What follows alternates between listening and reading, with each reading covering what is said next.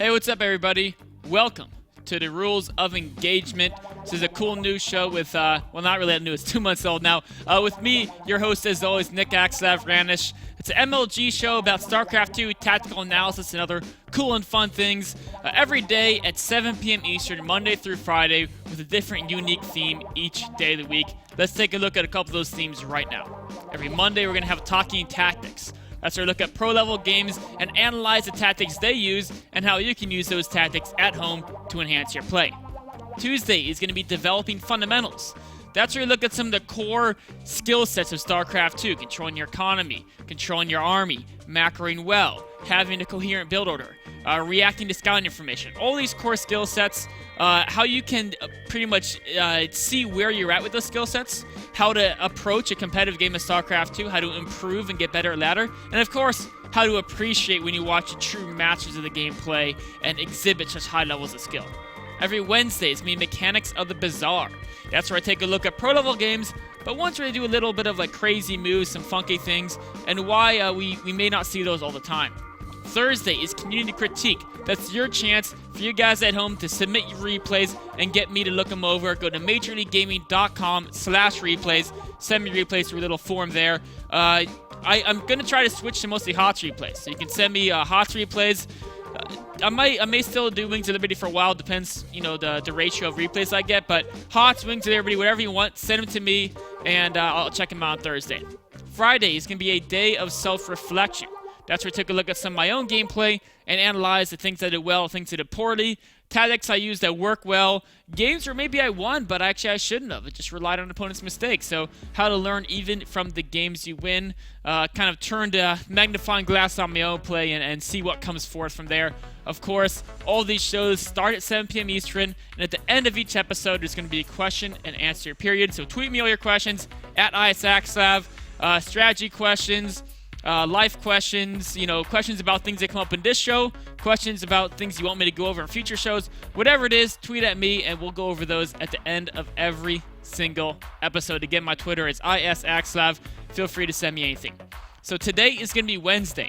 Mechanics of the Bizarre. Got a couple cool replays and segments for you guys. I'm going to start off with how you can use fake timings with Protoss in Heart of the Swarm in a White Raw versus LZ Gamer replay.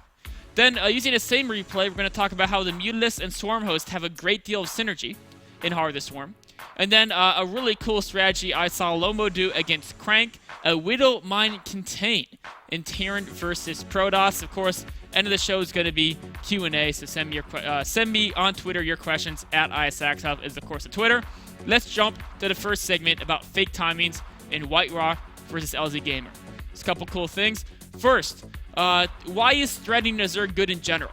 Like, why do you see Terrans move out and do pressure, and why is it a good thing to do?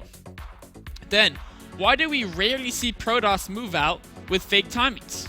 Right? Typically in pro-level games, they don't do that. We'll take a look at some of the reasons why. And then, how does White Raw make this type of tactic actually work well for him? So let's jump into the game and talk about the first thing, which is going to be, why is threatening a Zerg player good? We're going to cover this in the general context.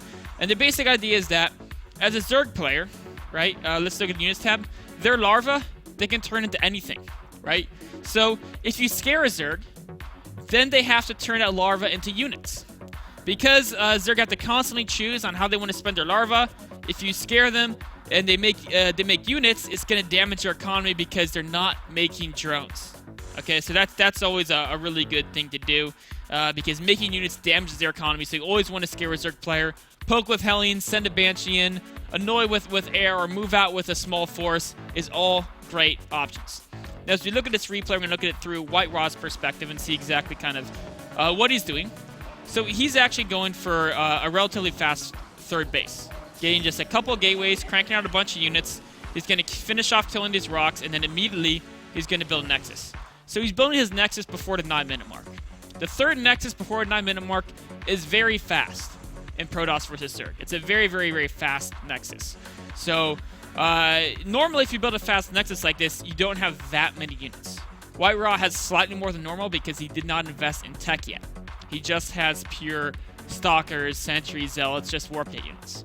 Now, why do we see... This is a time you see Terran players take a very fast third, and then they'll move out with like 2 medevacs and 16 Marines at this point in the game. Or to move out with, you know, 8 Hellions and a few Marines. Or to move out with some Banshees. Whatever they're moving out with, they'll move out to scare the Zerg. Because, I already mentioned, the more units the Zerg builds, the less drones they have, which means the less economy they have. So, moving out for times is great. You see Terran players do it all the time. Why do we not see Protoss players move out with fake timings? Well, here's why. Let's bring up the map a little bit. And just think about what happens if you're a Protoss player. And you're going to move out to attack the Zerg player. Let's say you got your army. You're going to move out and just go attack them. I'm going to move out here. And then as soon as the Zerg player responds to that attack, I'm going to turn around and just run either this way or I could run this way. Right?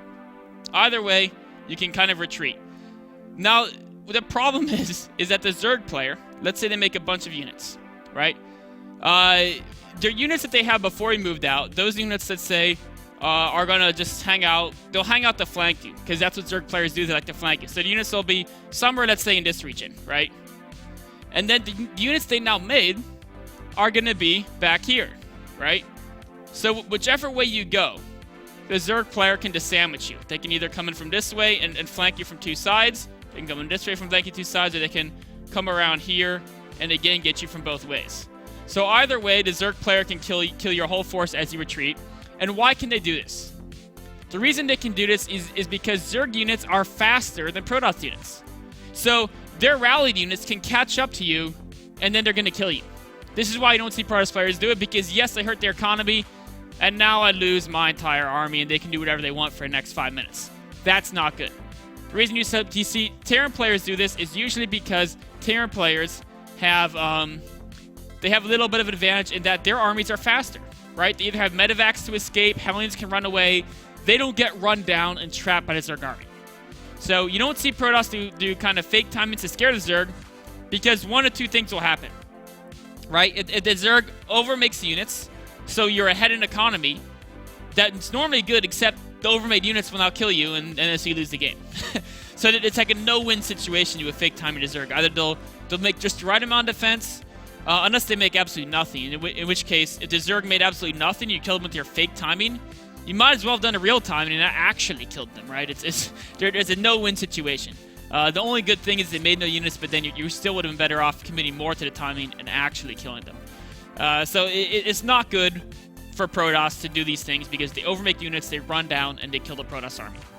Unlike what with Terran and other Zergs, where they have that movement equality or even advantage. But now we see White Raw doing exactly what I'm saying, right? He's moving his army across this middle. And look at this army. It's just a bunch of stalkers and like 4 sentries. And this is at the 10-minute mark, right? The 10-minute mark, like, the Zerg could have 40 speedlings. Or they could, let's say, even if they have like 10 speedlings, those speedlings, like I said, they'll hang out down here. And then they'll just rally in 30 more speedlings. And all of a sudden, they'll hit you from both sides. They'll lose everything, right? So how can this tactic work when I just said how you're going to lose your whole army? Well, in Heart of the Swarm, there's a really new cool unit called the Mothership Core. The Mothership Core has a recall ability, and White Raw uses this because it allows the Protoss to retreat against Terran and Zerg armies in the early and mid-game. It unlocks new tactical options because instead of saying, oh, I can never retreat because I have the slowest units, as long as I keep my Mothership Core alive, I can retreat using recall. So it's enormous. It unlocks an enormous amount of potential tactics of using armies in the early and mid-game without going all in. So now we can see here, he's coming in and bothering LZ Gamer. Look at this. LZ Gamer had to make all these Zerglings. He's still making more roaches. He already built 4 roaches, and he's building 4 more roaches. Right? So if you look at the economy, look at that. 68 probes to 71 drones. That's almost equal. At the 1050 mark, our Protoss almost never has equal economy to the Zerg. If they're going up to 70 probes, that means they don't have a scary army, so they're usually stuck in their base, and the Zerg players have like 85 drones, 90 drones. But in this situation, because of this cool ability, he can say, even with a bad army, because I'm investing so much into probes and not developing my army, I can feel free to move out. And as soon as LZ Gamer sends in, eventually he's going to just rally enough units. And this is where this could be bad if you lose your whole army. But you know what? Eventually he gets too many units and he swarms me over because I just have, not a good army or run out of forest fields. And look at that. Recall's out of there. Boom. And now he's at a supply advantage, which is something very rare to see against a Zerg player, at least at this point in the game. So he was able to escape where his army go. There it is. He was able to basically get 9 of his stalkers out of there alive. I mean, sure, he lost a few sentries in, but the mountain he lost was not nearly as much as damage he did. He probably should have even recalled out a little bit faster. Perhaps he's thinking he could trade well.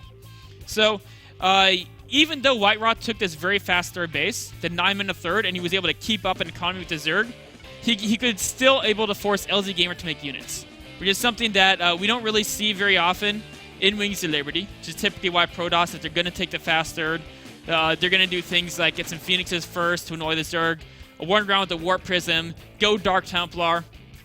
They'll do something to try to slow down the Zerg from building up their economy because you don't let them build up too fast. And all those options, Phoenixes, Dark Templar, Warp Prism Harass, they don't necessarily force a ton of defense. But with this new cool recall ability, White Roar was able to force out a large amount. In fact, if you look at the units, they'll force out, it was 8 Roaches and 40 Zerglings.